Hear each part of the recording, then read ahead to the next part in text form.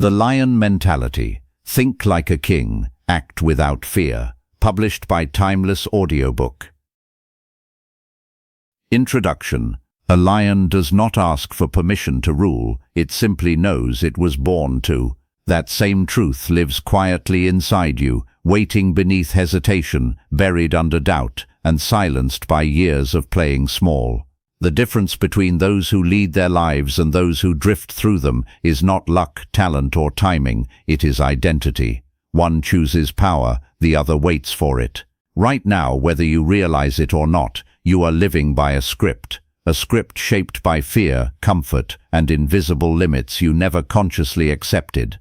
You were taught to be careful, to seek approval, to avoid risk, and slowly, without noticing, you traded your boldness for safety. But deep inside, something has always resisted that life. Something has always wanted more control, more strength, more freedom. This audiobook is not here to motivate you for a moment.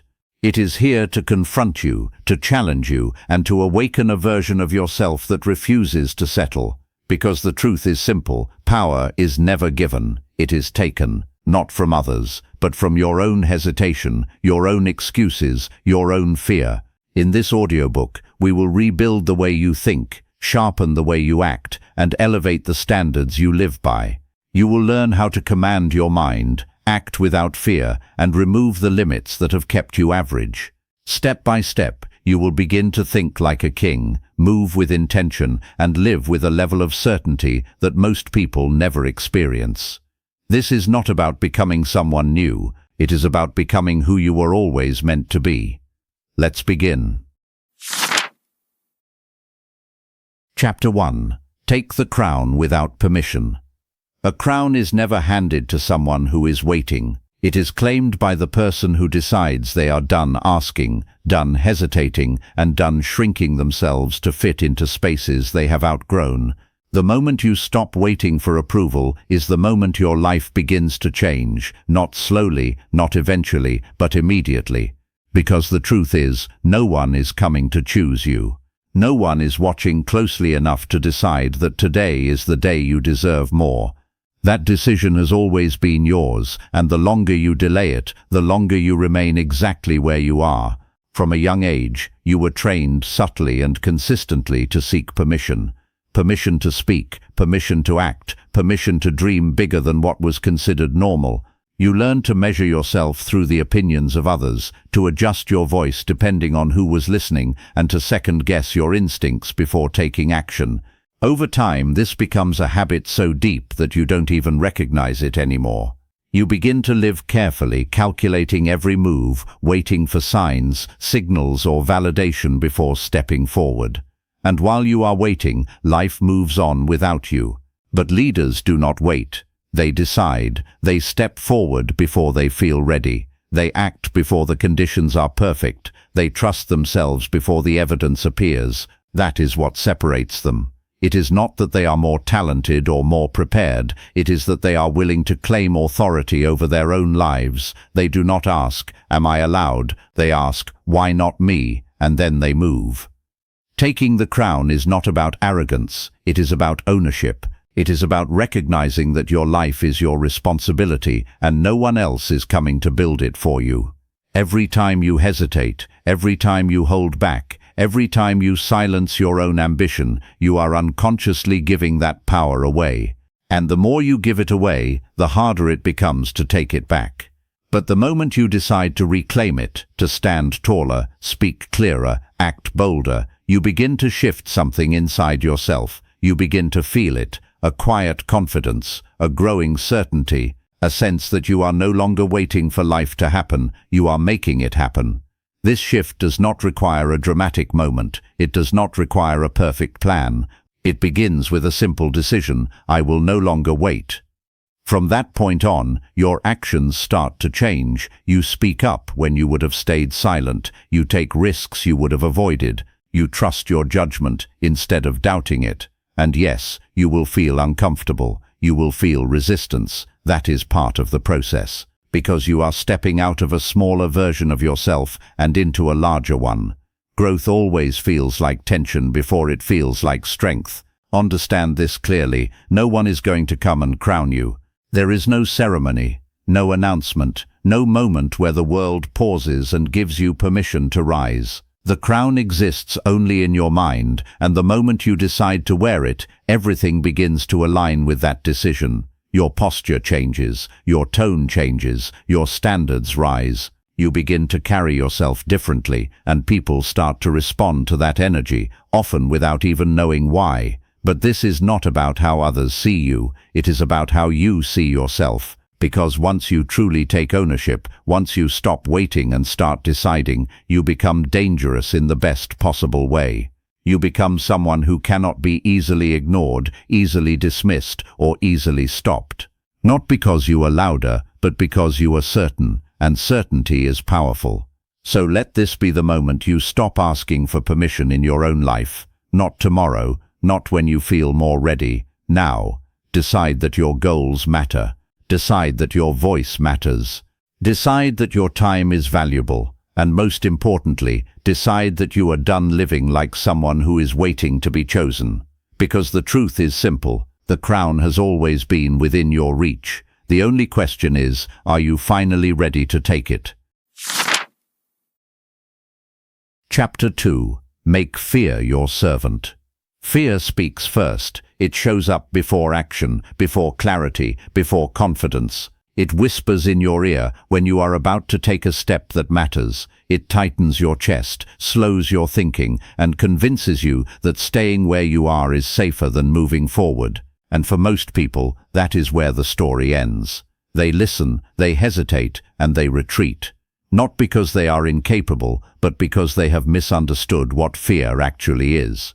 Fear is not a stop sign, it is a signal. It is the body's way of saying, this matters. Yet somewhere along the way, you were taught to interpret that signal as danger instead of opportunity. You were conditioned to believe that fear means you are not ready, that you should wait until you feel more confident, more certain, more prepared. But that moment rarely comes. Confidence is not something you wait for, it is something you build through action. And fear does not disappear before you act. It disappears because you act. Think about it clearly. Every meaningful step in your life has been accompanied by fear. Speaking up when it would have been easier to stay silent. Starting something new when you had no guarantee it would work. Walking away from what was comfortable because you knew you were meant for more. Fear was there in all of those moments. And yet those were the moments that shaped you the most. Not the safe ones, not the predictable ones, the ones that made your heart race. The problem is not fear itself. The problem is your relationship with it. When you treat fear like an enemy, you give it power. You try to avoid it, escape it, or silence it, but avoidance strengthens it. The more you run from fear, the more control it gains over your decisions. Your world becomes smaller, your actions become safer. And slowly, without realizing it, you begin to build a life that is designed to protect you instead of grow you. But when you change your perspective, everything shifts. When you start to see fear as something useful, as something that can be directed and controlled, it loses its grip on you. You stop asking, how do I eliminate fear? And you start asking, how do I move with it? Because that is the real skill. Not becoming fearless, but becoming someone who can act despite feeling fear. This is where most people misunderstand strength. They believe strong individuals feel less fear. In reality, they feel it just as intensely, sometimes even more. The difference is that they do not let it dictate their actions. They feel it, acknowledge it, and move anyway. They have trained themselves to respond differently. Where others hesitate, they lean in. Where others retreat, they advance. Making fear your servant means using it as fuel instead of a barrier. It means recognizing that the presence of fear often points directly toward growth. If something makes you nervous, uncertain, or uncomfortable, it is usually because it is stretching you beyond your current identity, and that is exactly where you need to go. Growth does not live in comfort. It lives in the space where you feel challenged, exposed, and slightly unsure of yourself. Start paying attention to the moments when fear shows up, not to avoid them, but to move toward them. When you feel that hesitation before taking action, pause and recognize what is happening. This is not danger, it is expansion. This is your mind stepping into unfamiliar territory, and instead of pulling back, take a step forward, even a small one. Because every time you act in the presence of fear, you weaken its hold over you. At first it will feel uncomfortable. Your instincts will tell you to stop. Your mind will search for reasons to delay, but if you continue to move, something begins to change. The fear that once felt overwhelming starts to feel manageable. Then it starts to feel smaller, and eventually it becomes something you expect rather than something you avoid. It becomes part of the process. This is how you build real confidence, not by waiting until you feel ready, but by proving to yourself again and again that you can act even when you don't. Confidence is not a feeling that appears out of nowhere. It is the result of repeated action in the face of fear. Every time you move forward despite hesitation, you send a message to yourself, I can handle this. And over time, that message becomes belief. There is another side to this as well. When you begin to act despite fear, you start to realize that most of what you were afraid of never actually happens the way you imagined. The mind exaggerates risk. It creates scenarios that feel real but are rarely accurate. And by stepping into those situations, you begin to see them clearly. You begin to separate real danger from imagined fear, and that clarity gives you even more control. But understand this clearly, fear will never completely disappear. No matter how strong, experienced, or confident you become, it will still show up when you step into something new. The difference is that it will no longer control you, it will no longer stop you, it will become something you recognize, something you understand, and something you use. So the next time fear shows up, and it will, do not ask it to leave, do not wait for it to fade, stand your ground and move forward anyway. Let it follow you instead of leading you. Because the moment you stop being controlled by fear is the moment you start controlling your life. And when that happens, something powerful begins to unfold. You stop shrinking, you stop hesitating, you stop holding yourself back. You begin to move with a different kind of energy, one that is not based on comfort, but on certainty. The certainty that no matter what you feel, you will act. The certainty that fear does not define you. And the certainty that you are no longer living a life designed to keep you safe, but a life designed to make you strong. Chapter 3. Refuse to live a negotiable life. A negotiable life is a life where everything is optional. Your goals, your discipline, your standards, your promises to yourself. It is a life where you say you want more, but you quietly accept less. You make plans, but you easily break them. You set intentions, but you allow moods, circumstances, and distractions to override them, and over time, this silent pattern becomes your identity. Not because you lack ambition, but because you have trained yourself to negotiate with it. Every time you tell yourself, I'll start tomorrow, you negotiate. Every time you lower your standards because it feels easier, you negotiate. Every time you allow comfort to win over commitment, you negotiate. And at first, these decisions feel small, almost harmless, but they accumulate. They shape how you see yourself. They weaken your self-trust. Because deep down, you know when you are not honoring your own word.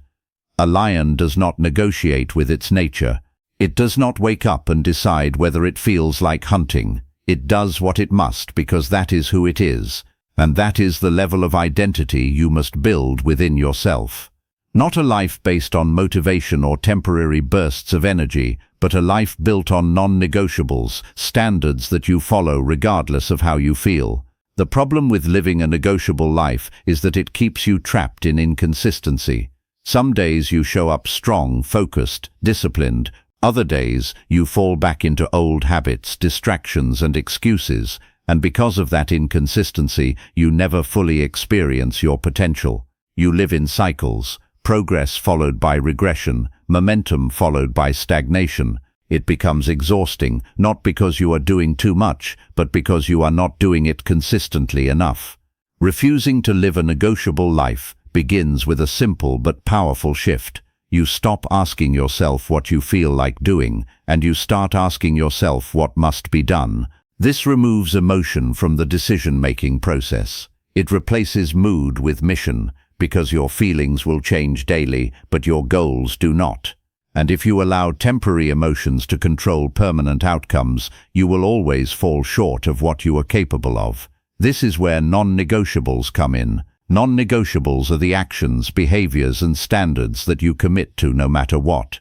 They are not suggestions, they are not flexible, they are fixed. Whether you feel tired, distracted, or unmotivated, they remain the same. You do them because that is who you are. Not because it is easy, not because it is convenient, but because you have decided that your life will no longer be built on compromise. But understand this clearly, non-negotiables are not about doing everything, they are about doing the right things consistently. A few powerful standards, executed daily, will always outperform a long list of intentions that you only follow occasionally. So instead of overwhelming yourself, focus on what truly matters. What are the actions that, if done every day, would move your life forward? Identify them, commit to them, and then remove the option of not doing them. At first, this will feel rigid, it will feel uncomfortable, because you are breaking a pattern that has been reinforced for years. Your mind will try to justify exceptions. It will tell you that missing one day is fine, that you can make up for it later, that you deserve a break. And while rest is important, there is a difference between intentional recovery and unconscious avoidance. You must learn to recognize that difference. The more you honor your non-negotiables, the more something powerful begins to build self-trust. You begin to see yourself as someone who follows through, someone who does what they say, someone who can rely on their own discipline instead of waiting for motivation, and that self-trust becomes the foundation for everything else. Because once you trust yourself, you move differently, you think differently, you expect more from yourself, and you deliver. Living a non-negotiable life also changes how others perceive you. People can sense consistency. They can feel when someone operates at a higher standard, not through words but through behavior. You become someone who is taken seriously, not because you demand it, but because you embody it. Your actions speak before you do. But more importantly, it changes how you experience your own life. You stop feeling scattered. You stop feeling uncertain.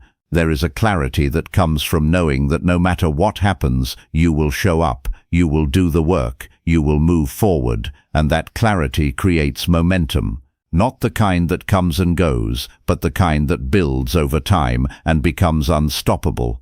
Refusing to live a negotiable life is not about perfection. You will still have difficult days. You will still face resistance. But the difference is that you no longer allow those moments to define your actions. You continue anyway. You move anyway. You execute anyway. Because you have decided that your standards are not up for discussion. So make that decision now. Draw a line within yourself. Decide what you stand for, what you commit to, and what you will no longer tolerate from your own behavior. And once you decide, do not revisit it. Do not renegotiate it when it becomes uncomfortable. That is the moment it matters most. Because the life you want is not built in moments of convenience, it is built in moments of decision. And when you refuse to negotiate with your own potential, you step into a different level of existence, one where your actions align with your ambition, and your results begin to reflect who you have chosen to become. Chapter 4. Command the voice in your head. A quiet voice follows you everywhere. It speaks when you wake up, when you hesitate, when you succeed, and when you fail. It comments on your choices, interprets your experiences, and shapes how you see yourself. Most people live their entire lives listening to that voice without ever questioning it. They assume it is truth. They assume it is who they are. But that voice is not you. It is a pattern, and if you do not take control of it, it will control you. Think about how often that voice works against you. It tells you that you are not ready. It reminds you of past mistakes. It magnifies small failures and minimizes real progress. It creates doubt where there should be clarity. And because it speaks in your own tone, using your own thoughts, it feels real. It feels convincing. But just because something sounds like you does not mean it is aligned with who you want to become. The problem is not that you have negative thoughts.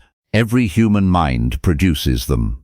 The problem is that you have been treating those thoughts as commands instead of suggestions. You hear, "I can't do this," and you slow down. You hear, "This might fail," and you hesitate. You hear, "What will people think?" and you shrink. Without realizing it, you have allowed a passive, untrained voice to direct your behavior. Commanding the voice in your head begins with awareness. You have to start listening to your own thoughts, not to believe them, but to observe them. Notice the patterns. Notice how quickly your mind jumps to doubt, to fear, to worst-case scenarios. Notice how often it tries to keep you safe instead of pushing you forward. This awareness is powerful because it creates space, and in that space you have a choice. Once you become aware, the next step is to challenge that voice. Not aggressively, not emotionally, but deliberately. When it says you're not ready, respond with, "I'll figure it out."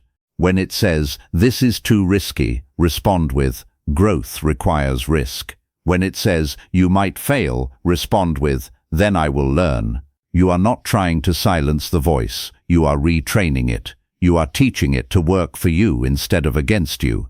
This is where most people stop too early. They try to think positively for a few moments, but when the old patterns return, they assume nothing has changed. But understand this clearly, your mind has been conditioned over years. It will not transform overnight. It requires repetition. It requires consistency. Just like training a muscle, you are strengthening a new way of thinking. And every time you redirect your thoughts, you are reinforcing that change.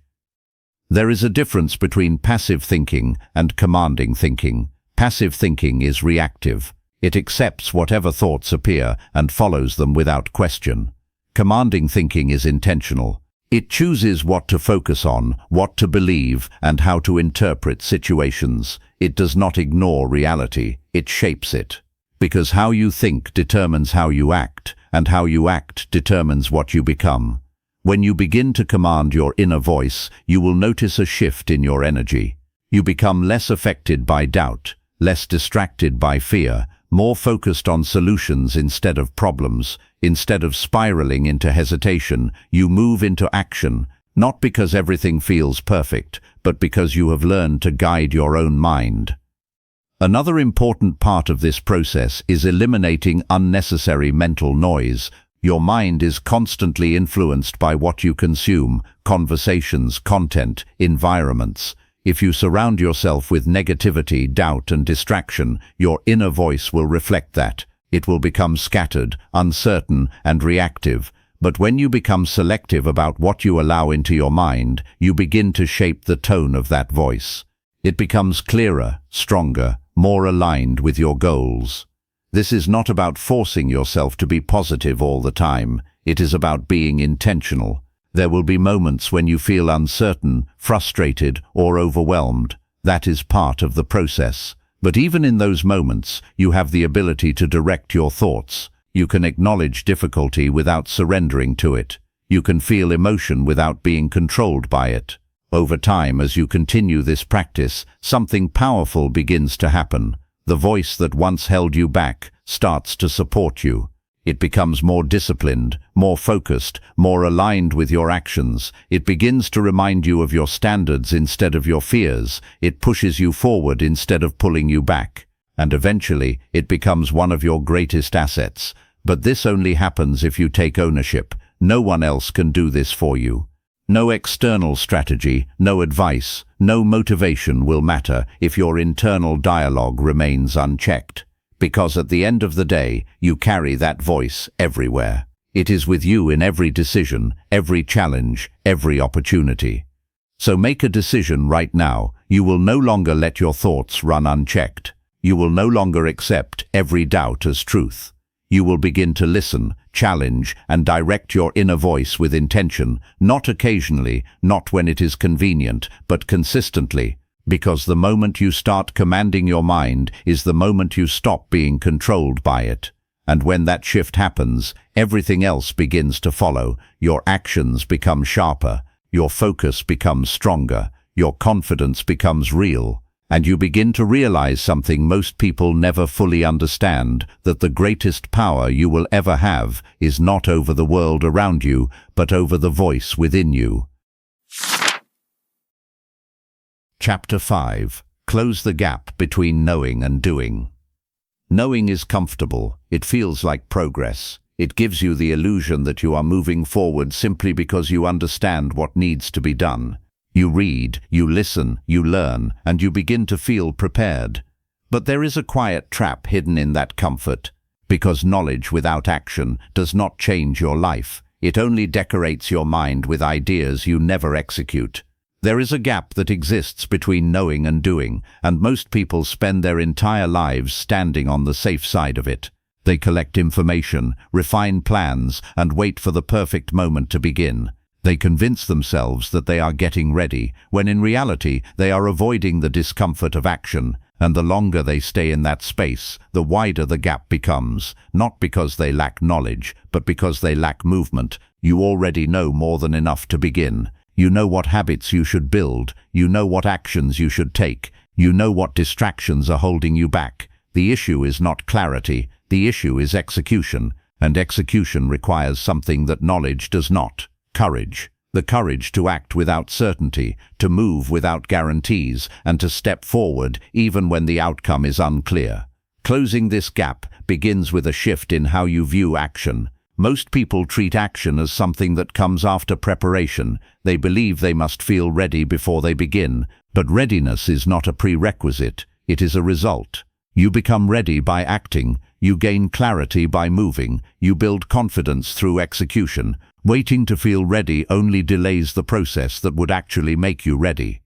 There is also a hidden addiction to planning. Planning feels productive because it is structured, controlled, and safe. It allows you to stay in control without exposing yourself to risk. But too much planning becomes a form of avoidance. You keep adjusting, refining, and improving the plan instead of actually using it. And at some point you have to recognize that the perfect plan will never exist. There will always be unknowns. There will always be variables you cannot predict. Action is what reveals the path, not thought alone. One of the most powerful shifts you can make is to shorten the time between decision and action. When you decide to do something, act on it immediately, even if it is a small step. Do not give your mind time to create excuses, doubts, or alternative options.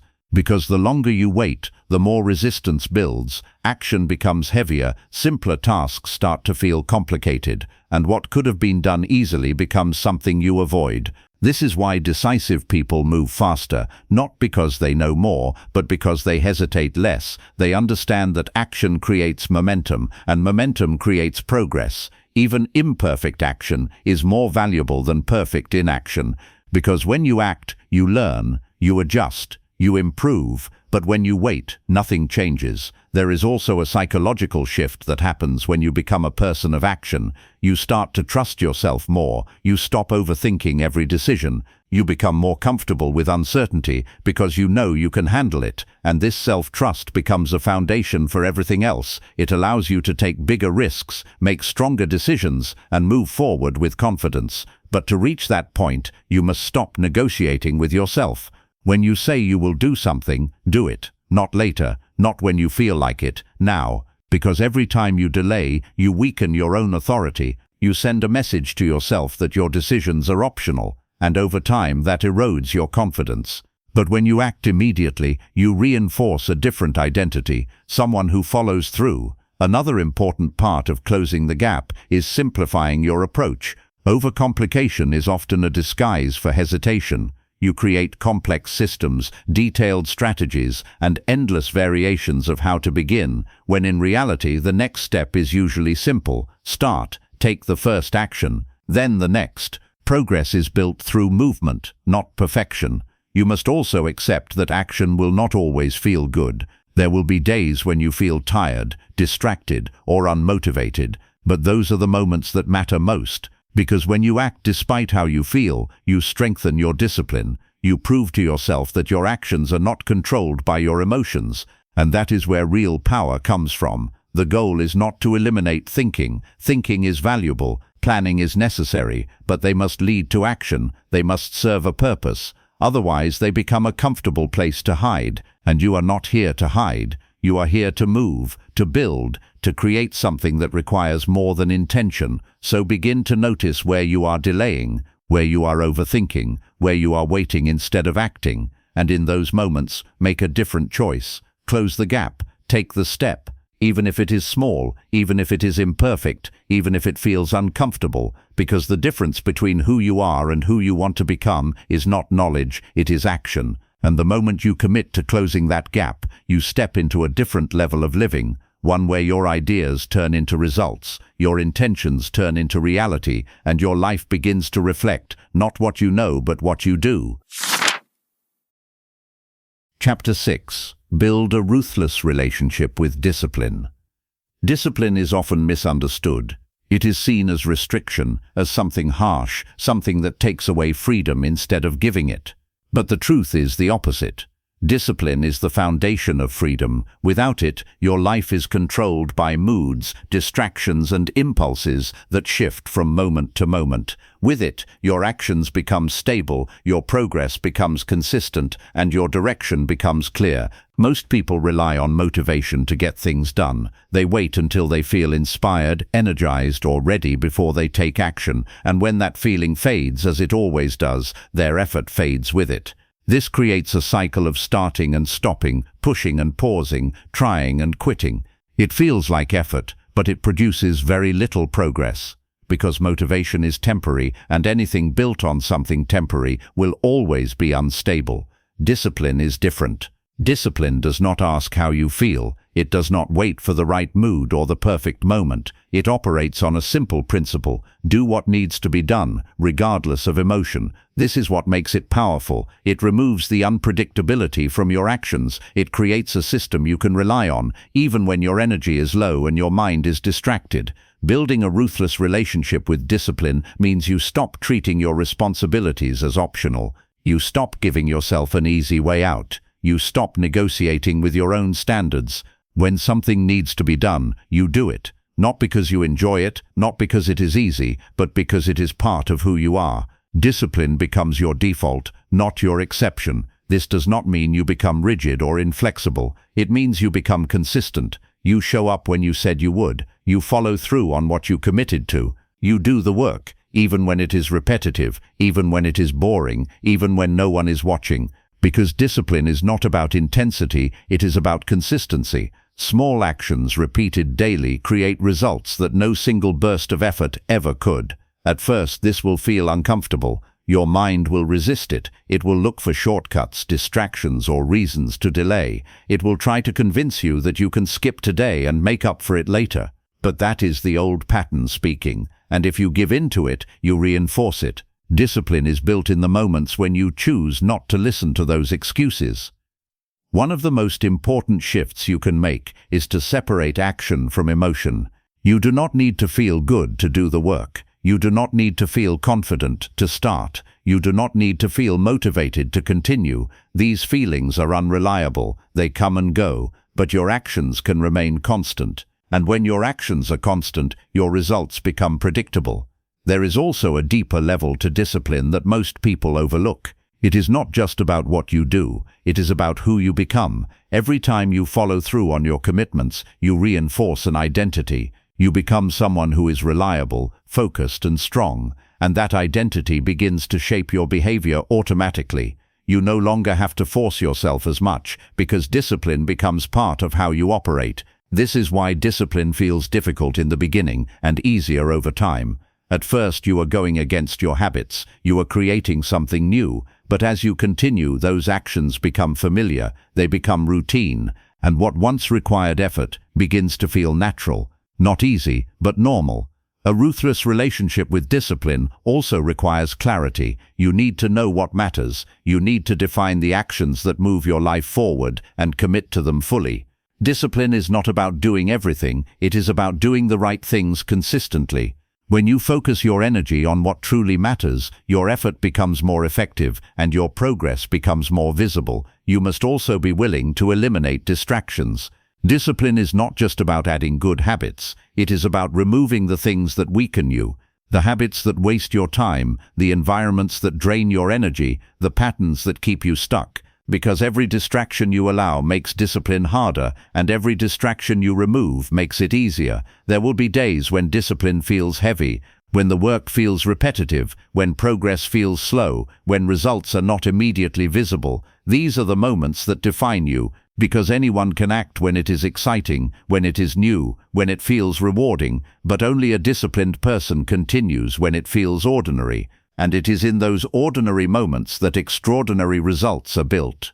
Understand this clearly. Discipline is not something you use occasionally. It is something you live by. It is a standard you hold yourself to every day, not perfectly, but consistently.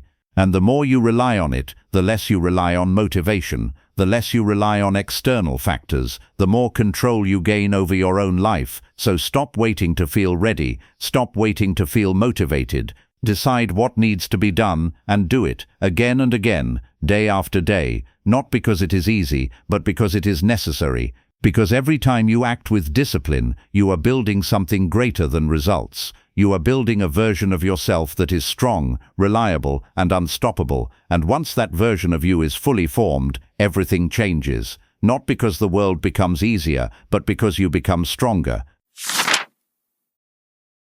Chapter 7. Become dangerous under pressure. Pressure reveals what comfort hides. It exposes your habits, your mindset, and your level of preparation in a way nothing else can. When everything is calm and predictable, it is easy to feel confident. It is easy to believe you are in control. But when the stakes rise, when the timeline tightens, when the outcome matters, everything changes. Your thoughts speed up. Your emotions intensify, and your true level of control is tested. Most people try to avoid pressure. They see it as something negative, something to escape or reduce. They look for ways to stay comfortable, to keep things manageable, to avoid situations that might stretch them too far. But in doing so, they also avoid growth. Because pressure is not just a challenge, it is an opportunity. It is the environment where strength is built, where clarity is sharpened, and where identity is revealed. Becoming dangerous under pressure means you stop seeing it as a threat and start seeing it as a stage, a moment where you rise instead of retreat, a moment where you prove to yourself what you are capable of. This does not mean you will not feel the intensity. You will. Your heart will beat faster. Your mind will become more alert. But instead of resisting that feeling, you learn to channel it. Pressure, when understood correctly, is energy. It heightens your focus. It sharpens your awareness. It pushes you into the present moment. The problem is not the pressure itself, it is how you respond to it. If you interpret it as danger, your body tightens, your thinking becomes narrow, and your performance drops. But if you interpret it as a challenge, your energy becomes directed, your focus becomes clear, and your performance improves. This shift begins with preparation. Confidence under pressure is not built in the moment, it is built before the moment. It comes from repetition, from discipline, from doing the work when no one is watching. When you know you have prepared, you enter pressure with a different mindset. You are not hoping things go well, you are expecting yourself to perform, but preparation alone is not enough. You must also train your mind to stay calm when things become intense. This is where most people lose control. They allow their thoughts to spiral, they focus on what could go wrong. They become overwhelmed by the situation instead of staying grounded in the task, and as a result, they underperform, not because they lack ability, but because they lost control of their mind. Learning to stay calm under pressure is a skill. It requires awareness and practice. When you feel the intensity rising, bring your focus back to the present, not the outcome, not the consequences, but the immediate action in front of you. What is the next step? What needs to be done right now? By narrowing your focus, you reduce overwhelm and regain control. There is also a level of acceptance that must be developed. You must accept that pressure is part of growth, that it will show up when you are doing something meaningful, that discomfort is not a sign to stop, but a sign that you are moving in the right direction. Once you accept this, you stop resisting it, and when you stop resisting it, it loses its ability to shake you. Becoming dangerous under pressure also means trusting yourself. Trusting your preparation, your instincts, your ability to adapt. You may not have all the answers, you may not know exactly how things will unfold, but you trust that you will handle it, that you will adjust, respond, and find a way forward. This trust creates a sense of stability, even in uncertain situations. Another important aspect is controlling your external reactions. Under pressure, people often become reactive. They rush, they panic, they make decisions based on emotion instead of logic. But someone who is dangerous under pressure does the opposite. They slow down internally, even if everything around them is moving fast. They think clearly, they act deliberately, they maintain composure. This composure is powerful. It affects not only your performance, but also how others perceive you. In moments of pressure, people naturally look for stability. They look for someone who is grounded, someone who is not overwhelmed. And when you are that person, you become a leader, regardless of your position. Not because you demand it, but because you embody it. Over time, as you continue to face pressure instead of avoiding it, something changes. What once felt overwhelming starts to feel familiar. What once caused anxiety starts to feel manageable. You begin to recognize patterns. You begin to trust your responses. And pressure, instead of being something you fear, becomes something you handle. But this only happens if you expose yourself to it. If you consistently choose the harder path, if you step into situations that challenge you instead of staying where it is safe. Because growth does not happen in comfort, it happens in the moments that test you. So the next time you feel pressure, do not pull back, do not look for an escape. Step into it, breathe, focus, act. Let it sharpen you instead of breaking you, because the ability to perform under pressure is one of the most valuable skills you can develop. And once you have it, you carry a different kind of confidence. Not the kind that depends on easy conditions, but the kind that remains steady when things become difficult, the kind that allows you to move forward when others hesitate. The kind that makes you dangerous, not because you are aggressive, but because you are composed, focused, and in control when it matters most. Chapter 8. Detach from the need to be understood. A quiet dependency shapes more decisions than people realize. The need to be understood. The desire for others to agree with you, support you, and validate your choices. It feels natural, it feels human, but when that need becomes strong, it begins to control you. It influences what you say, what you do, and even what you pursue. You start adjusting your path, not based on what you believe is right, but based on how it will be perceived. This is where many people lose themselves without noticing. They begin with ambition, with clarity, with a sense of direction. But as soon as they face misunderstanding, doubt, or lack of support, they hesitate. They explain themselves repeatedly, they seek approval, they try to make their vision acceptable to everyone, and in doing so, they dilute it, they soften it, they turn something powerful into something safe. But anything meaningful you build will not be understood by everyone, especially in the beginning. Growth often looks strange from the outside. Discipline looks extreme, focus looks obsessive, ambition looks unrealistic. People will question your decisions, not because they know better, but because they are measuring your actions through their own limitations. And if you rely on their understanding to move forward, you will always be held back by what they can see. Detaching from the need to be understood is not about isolating yourself or rejecting others. It is about becoming internally anchored. It is about knowing what you are doing and why you are doing it, without needing constant confirmation from the outside. Because the truth is, not everyone will see your vision, not everyone will support your choices, and that is not a problem, it is part of the process. When you are deeply attached to being understood, you spend too much time explaining, you try to justify your actions, you wait for others to catch up to your thinking. But progress does not wait for approval. The longer you delay action in order to be understood, the further you move away from your own path. And over time, this creates frustration, because you know what you want, but you are holding yourself back for the sake of acceptance. There is strength in being misunderstood. It forces you to rely on your own clarity instead of external opinions. It builds independence. It sharpens your decision-making, because when you stop seeking validation, you begin to trust yourself more. You begin to act with conviction instead of hesitation, and that conviction becomes visible in everything you do. This does not mean you ignore all feedback. There is value in listening, in learning, in adjusting when necessary. But there is a difference between considering feedback and depending on approval.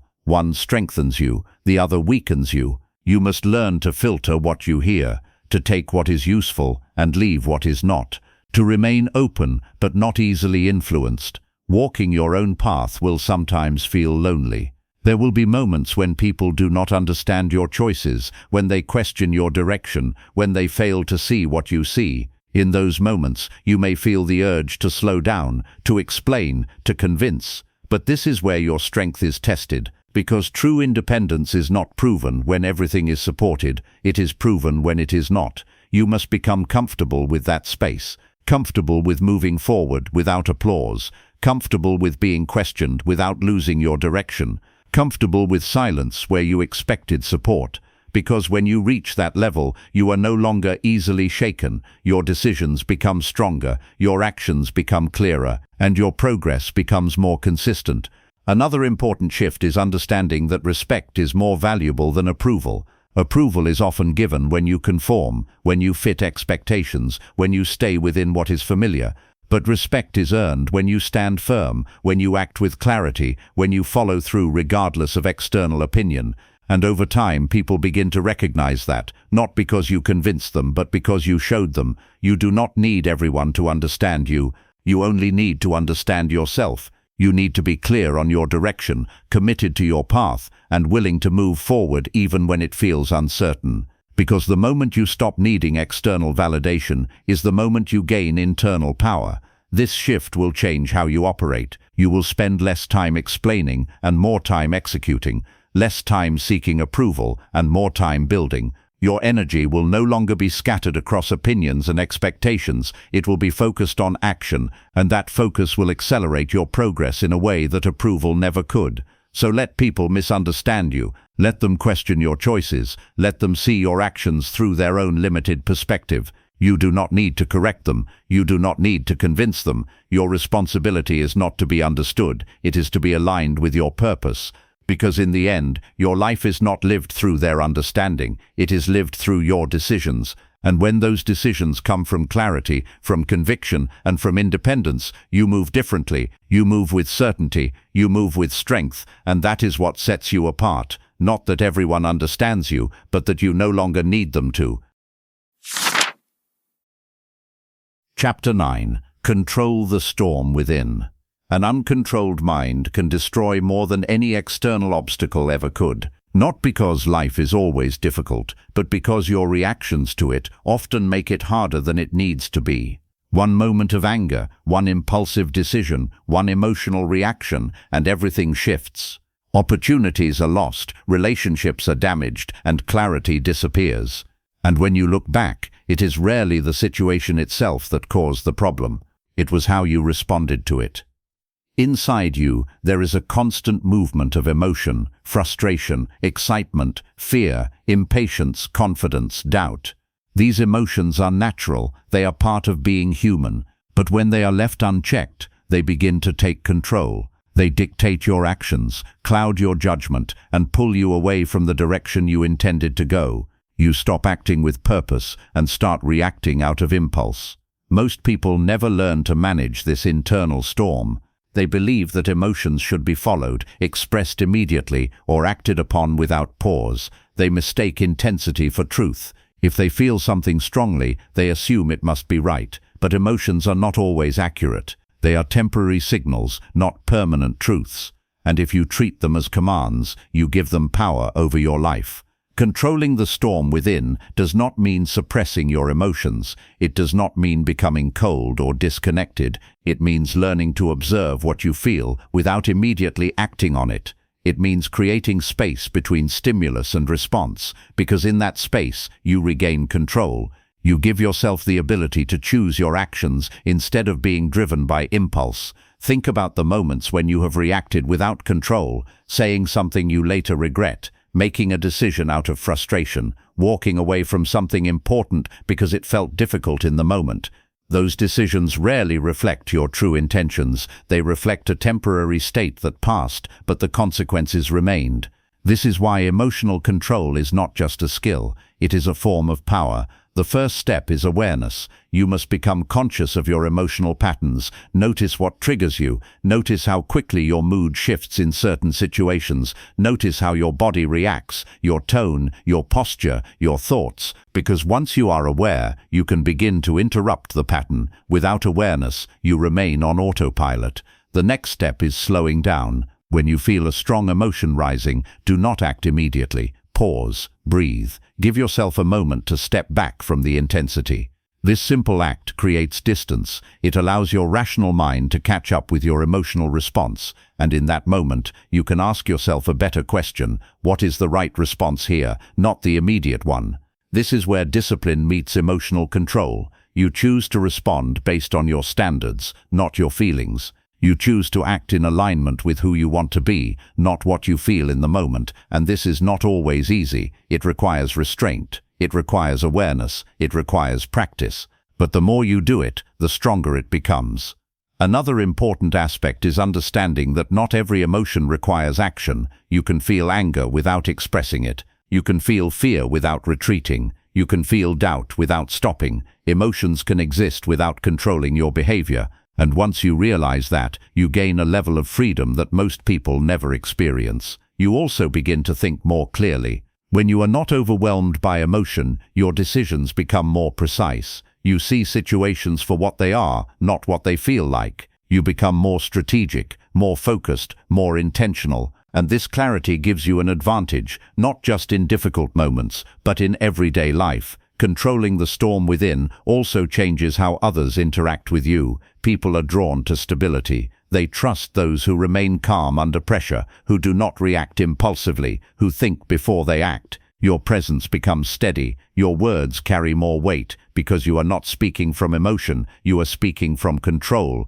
But this control must be built consistently. It is not something you turn on and off. It is something you practice daily, in small moments and large ones, when things go wrong, when things go right, when you are challenged, when you are comfortable. Every situation becomes an opportunity to strengthen this ability. There will be moments when you fail, when you react too quickly, when you let emotion take over. That is part of the process. But what matters is that you recognize it, learn from it, and improve. Because over time, those moments become less frequent, your control becomes stronger, your responses become more intentional. Understand this clearly: your external world will always be unpredictable. Situations will change, people will act in ways you cannot control, challenges will appear without warning, but your internal world, your thoughts, your responses, your actions, that is within your control. And when you master that, you become stable in an unstable world.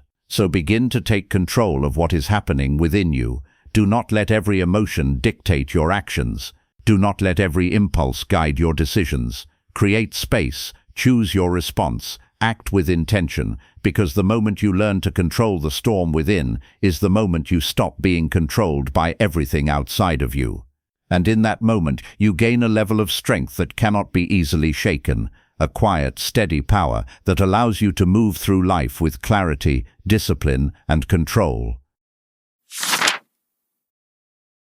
Chapter 10. Hunt opportunities relentlessly. Opportunities rarely arrive announced. They do not wait patiently for you to feel ready, nor do they appear in perfect conditions. Most of the time, they are disguised as problems, hidden inside uncertainty, or buried in situations others ignore. And this is where the difference is made. While most people wait for clear, comfortable chances, a few learn to recognize and pursue opportunities even when they are unclear, uncomfortable, or risky. Waiting is one of the most expensive habits you can develop. Waiting for the right time, the right situation, the right level of confidence, it feels responsible, even wise, but in reality, it delays progress and weakens your ability to act.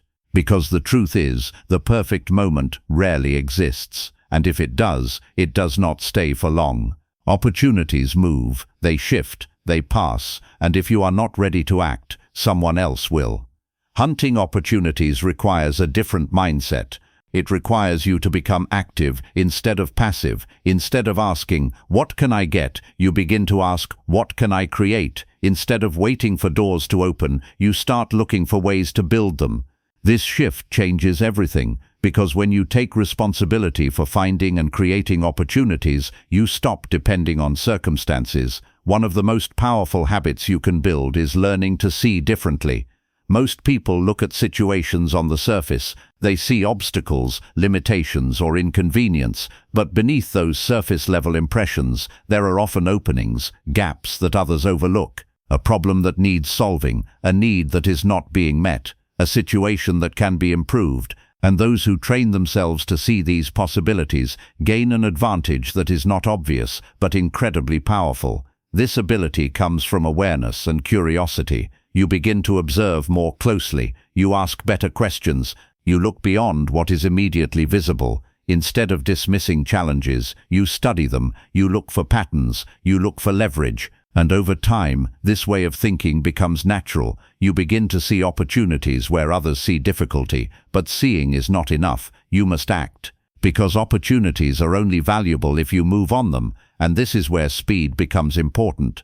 Not reckless speed, but decisive speed. The ability to recognize a chance and take action before hesitation sets in, because hesitation kills more opportunities than failure ever could. There is always a moment between recognizing an opportunity and acting on it. In that moment, your mind will begin to analyze, question, and doubt. It will look for reasons to wait, reasons to be cautious, reasons to delay. And while some level of thought is necessary, too much of it leads to inaction. You begin to overcomplicate something that required a simple step forward. Decisive people understand this. They trust their judgment. They take calculated action. They move before everything is certain. And because of that, they gain experience faster. They learn faster. They adapt faster. While others are still thinking, they are already moving. Another important aspect of hunting opportunities is resilience. Not every opportunity will work out. Some will fail. Some will lead to unexpected outcomes, but failure is not the opposite of opportunity. It is part of it. Every attempt teaches you something. It refines your judgment. It sharpens your instincts. And over time, those lessons compound. You begin to recognize better opportunities. You make stronger decisions. You avoid unnecessary mistakes. And this growth only happens through action, not through observation, not through theory, but through experience. There is also a level of responsibility that comes with this mindset. When you stop waiting and start hunting opportunities, you can no longer blame circumstances for your lack of progress. You take ownership. You accept that your growth depends on your actions, and while that responsibility can feel heavy, it is also empowering because it puts control back in your hands. You are no longer waiting for something to happen. You are making things happen. You are creating movement in your life instead of reacting to it. And this shift builds momentum. The more you act, the more opportunities you uncover, the more you learn, the more capable you become, and that capability attracts even more possibilities. At a certain point, you stop seeing opportunities as rare events. You begin to see them as something that exists everywhere, if you are willing to look. In conversations, in challenges, in everyday situations, they are not limited, they are constant, but only visible to those who are paying attention and willing to act. So train yourself to think differently. Stop waiting for perfect conditions. Stop assuming that opportunities will present themselves clearly. Start looking actively. Start asking better questions. Start taking action when you see even a small opening, because the difference between those who move forward and those who stay stuck is not access, it is awareness and action.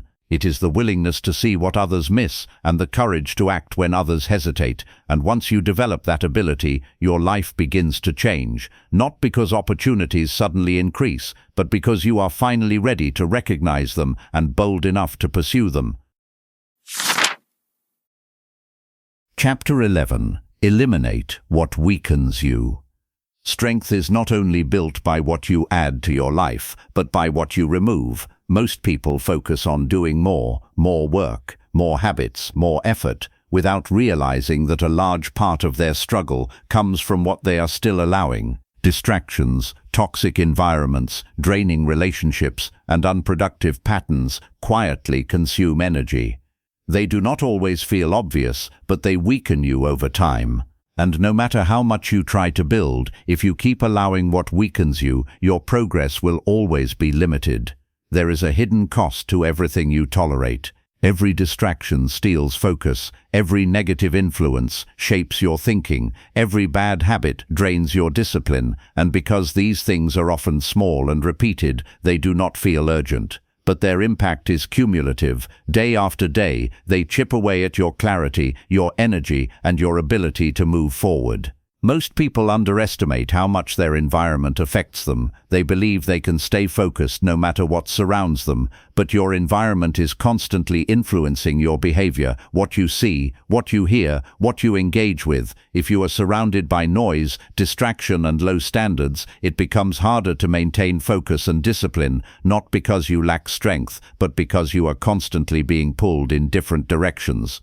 Eliminating what weakens you begins with awareness. You must take an honest look at your life and identify what is draining you, not what feels comfortable, not what you are used to, but what is actually holding you back. This requires honesty, because many of the things that weaken you are also things you have grown attached to, habits that feel familiar, patterns that feel normal, but normal does not mean effective. Start by examining your daily routine. Where is your time going? What are you consuming? Content, conversations, environments. What leaves you feeling focused and energized, and what leaves you feeling distracted and drained? These answers will reveal more than you expect, because once you see it clearly, you cannot ignore it. The next step is making decisions, not small adjustments, but clear decisions about what stays and what goes. This is where most people hesitate. They recognize what is not working, but they struggle to let it go. They justify it.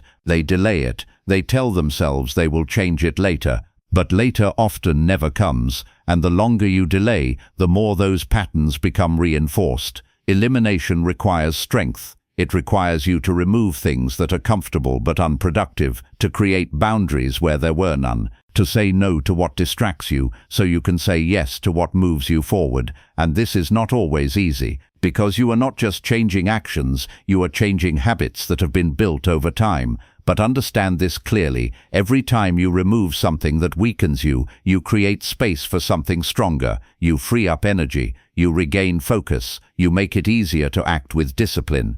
Because discipline is not just about pushing yourself harder, it is about making your environment support your goals instead of working against them. This applies not only to habits and environments, but also to people. The people around you influence your thinking, your standards, and your behavior more than you realize. If you are surrounded by individuals who are negative, unmotivated, or constantly distracted, it becomes harder to maintain your own focus. Their mindset begins to affect yours, not immediately, but gradually. This does not mean you isolate yourself or cut everyone off. It means you become intentional about who you spend time with and how much influence you allow them to have. You seek out people who challenge you, who push you, who operate at a higher level, because being around strength makes it easier to become stronger. Another important aspect of elimination is reducing mental clutter. Your mind can only focus on so much at once. If it is filled with unnecessary noise, constant distractions, scattered thoughts, endless inputs, it becomes harder to think clearly. You lose depth, you lose direction, and your actions become reactive instead of intentional. Simplifying your focus is powerful. When you remove what is unnecessary, what remains becomes clearer. Your priorities stand out, your actions become more direct, and your progress becomes more consistent. Because you are no longer dividing your attention, you are directing it. There will always be things competing for your time and energy. Distractions will always exist, but you have control over what you allow. You have control over what you engage with, and that control determines the quality of your life. Eliminating what weakens you is not a one-time decision. It is an ongoing process. As you grow, new distractions will appear, new habits will form, new challenges will arise, and you must continue to refine, to adjust, to remove what no longer serves you, because growth requires constant alignment. So begin to take ownership of your environment, your habits, and your focus. Stop tolerating what drains you. Stop keeping what holds you back. Make clear decisions, set boundaries, remove the noise, because when you eliminate what weakens you, you do not just create space, you create strength. You create a life that supports your goals instead of working against them. And in that environment, discipline becomes easier, focus becomes sharper, and progress becomes inevitable.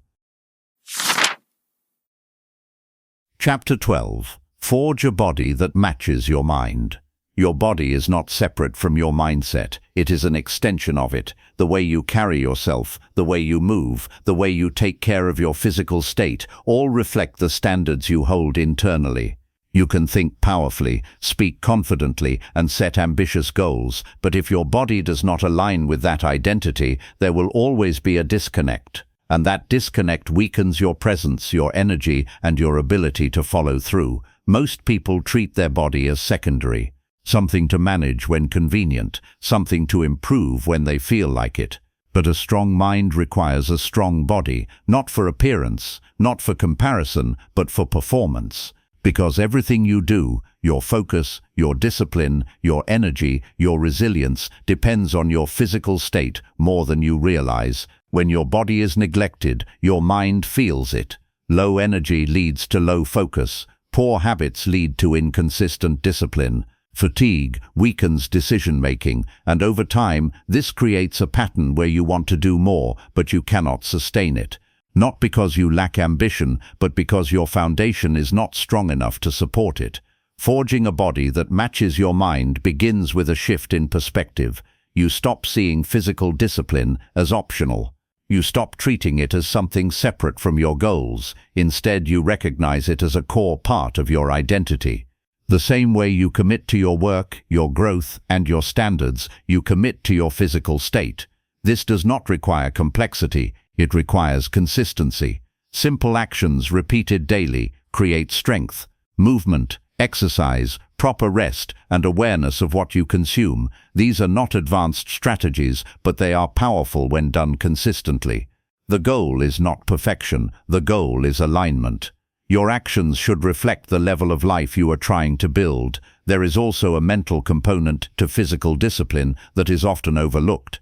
Every time you train your body, you are also training your mind. You are teaching yourself to push through discomfort, to stay consistent, to follow through on what you started. You are building resilience, and that resilience carries into every other area of your life. Think about what happens when you commit to physical discipline. You begin to feel stronger, more energetic, more alert. Your posture changes, your presence becomes more grounded, you walk differently, you speak differently. Not because you are trying to impress anyone, but because you feel different, and that feeling influences how you show up in everything you do. There is also a level of control that comes from taking care of your body. In a world where many things are unpredictable, your physical discipline is something you can control. You can decide how you move, how you eat, how you recover, and that control builds confidence. Because you are not leaving your energy and performance to chance, you are managing it intentionally. Forging your body also requires removing the idea that you need to feel motivated. Just like any other form of discipline, physical consistency is not based on how you feel. There will be days when you are tired, when you are distracted, when you would rather skip it. But those are the moments that matter most. Because when you act despite those feelings, you strengthen your discipline. You also begin to develop a different relationship with discomfort. Instead of avoiding it, you start to accept it. You understand that growth requires effort, that strength is built through resistance, that progress is not always comfortable. And this mindset extends beyond physical training. It influences how you approach challenges in your work, your decisions, and your life. Another important aspect is presence. Your body communicates before you speak. Your posture, your movement, your energy, these things shape how others perceive you. But more importantly, they shape how you perceive yourself. When you carry yourself with strength, you feel more confident. When you move with intention, you feel more in control, and this creates a feedback loop that reinforces your identity. But this is not about perfection. It is not about chasing an ideal image or comparing yourself to others. It is about alignment, becoming someone whose physical state supports their mental standards. Someone who has the energy to execute, the strength to endure, and the discipline to remain consistent. Over time, this becomes part of who you are. It is no longer something you think about, it is something you live. you move daily, you take care of your body, you maintain your energy, and because of that, you are able to show up fully in everything you do. So stop separating your mind from your body. Stop treating physical discipline as optional. Recognize it for what it is, a foundation, a source of strength that supports every other part of your life. Because when your body and mind are aligned, your actions become more powerful, your energy becomes more stable, your presence becomes stronger, and you begin to operate at a level that most people never reach. Not because you are doing something extraordinary, but because you are consistently taking care of the basics. And in that consistency, you build something undeniable, a version of yourself that is not only strong in thought, but strong in action, presence, and endurance. Chapter 13. Play the long game while winning today. There is a quiet tension that exists in every ambitious life, the pull between what you want now and what you are building for later. One offers immediate satisfaction, quick rewards, visible results. The other demands patience, consistency, and faith in something that is not yet fully visible. Most people choose the first, not because they lack vision, but because the short term is easier to grasp. It feels real, it feels certain. But the long term is where real transformation happens. Playing the long game means you stop living for immediate outcomes and start building for lasting results. It means you shift your focus from what feels good today to what will matter years from now, and this is not about ignoring the present. It is about using the present wisely. Every action you take today becomes a piece of your future. Every habit you repeat becomes a pattern. Every decision you make becomes a direction. The challenge is that long-term thinking requires discipline. It requires you to delay gratification, to stay consistent without immediate reward, and to trust a process that unfolds slowly. There will be moments when it feels like nothing is changing, when progress is not visible, when results are not immediate. And in those moments, the temptation to quit, to switch paths, or to lower your standards becomes strong. But those who succeed at the highest level understand something different. They understand that time amplifies everything. Small actions repeated daily do not just add up, they multiply. The effort you put in today may not show results tomorrow, but over weeks, months, and years, it compounds into something significant. And the same is true in reverse. Small distractions, small compromises, small delays, they also compound, and over time, they lead you away from where you want to be. Playing the long game is not about waiting, it is about building. It is about showing up daily with intention, even when the results are not immediate. It is about trusting that what you are doing now is creating something that will reveal itself later. And this trust is not blind, it is built through consistency. The more you follow through, the more you begin to see patterns, the more you understand that progress is not always visible in the moment, but it is always happening beneath the surface. But while you think long-term, you must act with urgency in the present. This is where most people struggle. They either focus too much on the future and neglect daily action, or they focus only on the present and lose direction. The balance is in doing both. You hold a clear vision of where you are going, but you bring your attention to what needs to be done today. Winning today means executing. It means taking action on what matters. Chapter 14. Use pain as your competitive advantage. Pain is unavoidable. It enters your life in different forms: failure, rejection, loss, disappointment, uncertainty.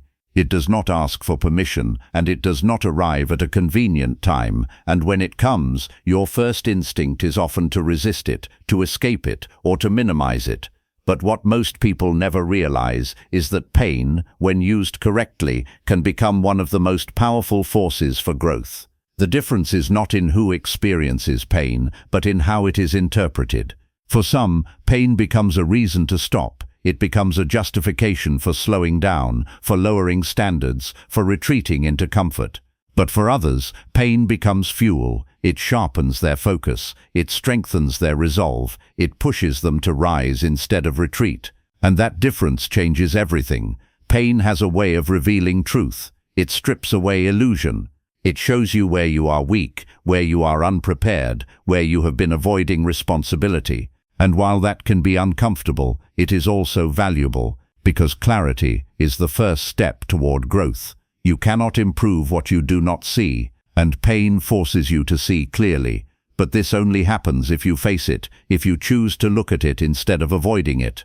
Most people try to distract themselves from pain. They fill their time with comfort, with noise, with temporary relief. And while that may reduce the feeling in the moment, it does nothing to resolve the cause. The pain remains, waiting, growing, until it is confronted. Using pain as a competitive advantage requires a different approach. Instead of asking, "Why is this happening to me?" you begin to ask, "What is this teaching me?" This shift moves you from a position of weakness to a position of control. You stop seeing yourself as a victim of circumstances and start seeing yourself as a student of experience. Every painful moment contains information, a lesson, a signal, something that, if understood, can make you stronger. Maybe it reveals a lack of discipline, maybe it shows a gap in your preparation, maybe it exposes a mindset that needs to change. Whatever it is there for a reason, and when you take the time to understand it, you turn pain into progress. There is also a level of emotional strength that comes from facing pain directly. When you stop avoiding it, you begin to realize that you can handle more than you thought. That discomfort does not break you, it builds you. That difficulty does not stop you, it shapes you. And this realization changes how you approach challenges in the future. You become less afraid, not because pain disappears, but because you understand it. You know that it is temporary, you know that it has value, and you know that you can move through it. This confidence allows you to take bigger risks, to face bigger challenges, and to continue moving forward even when things are difficult. Pain also creates depth. It forces you to grow in ways that comfort never could. It builds resilience, it strengthens your mindset, it teaches you patience, and these qualities are not developed in easy moments, they are forged in difficult ones. The struggles you face today become the strength you rely on tomorrow, but to use pain effectively, you must avoid one important trap: bitterness. Pain can either make you stronger or make you resentful. It can push you forward or hold you back, and that choice depends on how you interpret it. If you focus on what was lost, on what went wrong, on what should have been different, you stay stuck. But if you focus on what you can learn, on how you can grow, on how you can improve, you move forward. This is not about ignoring your emotions. Pain should be felt, it should be acknowledged, but it should not be allowed to define you. You are not your failures, you are not your setbacks. You are the person who responds to them, and that response determines your future. Over time, as you continue to face and learn from pain, something powerful begins to happen.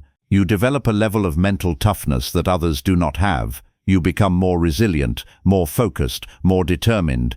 Challenges that once felt overwhelming become manageable. Situations that once stopped you no longer do, and this is where pain becomes an advantage. While others avoid it, you use it. While others retreat, you advance. While others break, you build, and that difference sets you apart. But this requires consistency. You cannot use pain only when it is convenient. You must apply this mindset every time you face difficulty. Every setback becomes an opportunity. Every challenge becomes a lesson, and every moment of discomfort becomes a step forward. So the next time you experience pain, do not run from it. Do not try to silence it or escape it. Face it, learn from it, use it. Ask yourself what it is teaching you and how you can grow from it, because the truth is, pain is not the enemy, it is a tool. And when you learn to use it, it becomes one of your greatest strengths. It pushes you to levels you would never reach otherwise. It builds a version of you that is stronger, sharper, and more resilient. And once you reach that level, you begin to understand something most people never fully realize, that the very thing you once tried to avoid was the same thing that made you powerful. Chapter 15. Remove every limit you accepted. Limits rarely announce themselves. They do not appear as barriers in front of you. They live quietly in your thoughts, in your assumptions, in the way you interpret what is possible and what is not.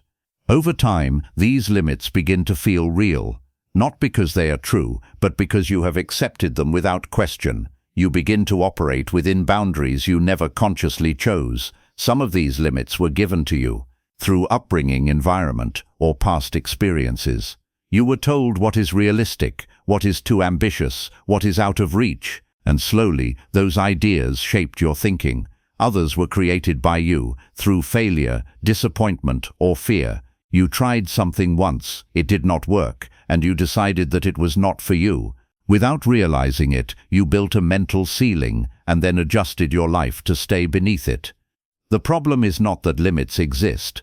The problem is that you believe them. You treat them as facts instead of questions. You stop testing them. You stop challenging them, and as a result, you never discover what lies beyond them. You live in a version of reality that is smaller than what is actually possible.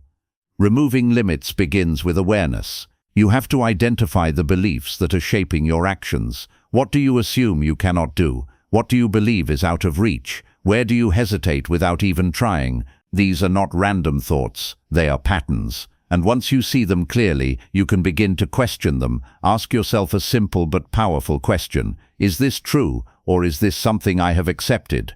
Because many of the limits you live by are not based on reality, they are based on perception, and perception can be changed. One of the most effective ways to break limits is through action, not by thinking differently alone, but by doing something that challenges your current belief. When you take action beyond what you thought was possible, even in a small way, you begin to expand your perspective. You prove to yourself that the limit was not as solid as it seemed. This process is not always comfortable. It requires you to step into uncertainty, to attempt things you are not fully confident in, to risk failure. But this is where growth happens. Every time you push beyond a limit, you expand your capacity, and once something is expanded, it rarely returns to its previous state. There is also a connection between identity and limits. You do not act beyond who you believe you are. If you see yourself as someone who plays small, who avoids risk, who stays within comfort, your actions will reflect that. But when you begin to shift your identity, when you see yourself as someone capable, someone who pushes boundaries, someone who grows, your actions begin to change. This is why removing limits is not just about external actions, it is about internal alignment. You must begin to see yourself differently, not as someone restricted by past experiences, but as someone who is constantly evolving, someone who is not defined by what has been done, but by what can be done. Another important shift is letting go of the need for certainty. Limits often exist because you want guarantees. You want to know that something will work before you commit to it. But certainty is rarely available in advance. It is built through experience. And if you wait for it, you remain stuck. Instead, you must become comfortable with the unknown. You must be willing to act without having all the answers, to trust that you will figure things out as you go, because the ability to adapt is more valuable than the need to be certain. As you begin to remove limits, you will notice changes in how you think and act. You will take opportunities you would have avoided. You will attempt things that once felt intimidating. You will speak with more confidence, move with more intention, and act with more clarity. Not because everything has become easier, but because your perception has expanded. You also begin to realize that limits are not fixed, they are flexible. What feels impossible today can become normal tomorrow. What feels difficult now can become routine later. And this realization creates momentum, because once you see that limits can be changed, you stop accepting them so easily. But this is not a one-time process. New limits will appear as you grow, new challenges, new levels, new expectations, and each time you must go through the same process: recognize, challenge, act, expand. Growth is continuous. There is always another level. So do not settle into what feels comfortable. Do not accept limits just because they feel familiar. Question them, test them, push beyond them, because every limit you remove brings you closer to your full potential. And understand this clearly: your life will always expand or contract based on what you believe is possible. If your thinking is limited, your actions will be limited. But if you expand your thinking, your actions will follow. So begin now. Look at the areas where you have been holding back, where you have been playing smaller than you could, where you have accepted something without questioning it, and make a different choice. Because the only real limits in your life are the ones you continue to accept, and the moment you stop accepting them is the moment you begin to live without them. Conclusion. You are not the same person who started this journey. Whether you realize it fully or not, something has shifted. a new level of awareness, a stronger sense of control, a deeper understanding of what it means to truly take ownership of your life. And now, the question is no longer what you have learned, the question is what you will do with it. Because knowledge alone changes nothing. It is action that transforms. It is repetition that builds identity. It is consistency that creates results. And everything you have heard in this audiobook only matters if you decide to live it. Not occasionally, not when it feels easy, but daily, especially when it is difficult. The lion mentality is not a temporary mindset. It is not something you turn on when you feel motivated and forget when you feel tired. It is a standard, a way of thinking, acting, and responding that becomes part of who you are. It shows up in how you make decisions, how you handle pressure, how you face fear, and how you carry yourself when no one is watching. You have seen what it takes to claim your authority without waiting, to act in the presence of fear, to live by non-negotiable standards, to control your thoughts, your emotions, and your focus, to move with discipline, to handle pressure, to stand alone when necessary, to eliminate what weakens you, to build strength in both mind and body, to think long-term while acting daily, to use pain as fuel, and to break through the limits you once accepted. This is not theory. This is a way of living that, when applied consistently, separates you from the majority. Not because you are better than others, but because you have chosen a higher standard for yourself. There will still be challenges. There will still be moments of doubt, moments of resistance, moments when the easier path calls your name. That will never disappear. But now you are different. Now you recognize those moments for what they are: tests, opportunities to reinforce who you have decided to become, and that is where your power lies. Not in avoiding difficulty, but in how you respond to it. Not in waiting for perfect conditions, but in acting despite imperfect ones. Not in hoping for change, but in creating it through your actions. You must also understand that no one is coming to maintain this for you. No one will remind you daily. No one will hold you accountable at the level required. That responsibility is yours, and while that may feel heavy, it is also freeing, because it means your progress is in your control, your growth is in your hands. From this point forward, you have a choice. You can return to old patterns, to familiar habits, to a life that feels safe but limited, or you can move forward with intention, with discipline, with clarity. You can choose to live differently. The lion does not wait for the world to recognize it. It does not seek approval. It does not explain itself. It moves with certainty. It acts with purpose. It leads its own path. And that same mentality now belongs to you if you choose to embody it. So stop observing, stop overthinking, stop waiting for another moment, another sign, another push. This is it. This is where you begin to apply everything you have learned. Take the first step, then the next, and keep moving, because the life you want is not built in one decision. It is built in the decisions you make every day, and when those decisions are aligned with strength, discipline, and purpose, your life begins to reflect it. The crown was never out of reach. The power was never outside of you. The limits were never as real as they seemed. You were always capable. Now it is time to live like it,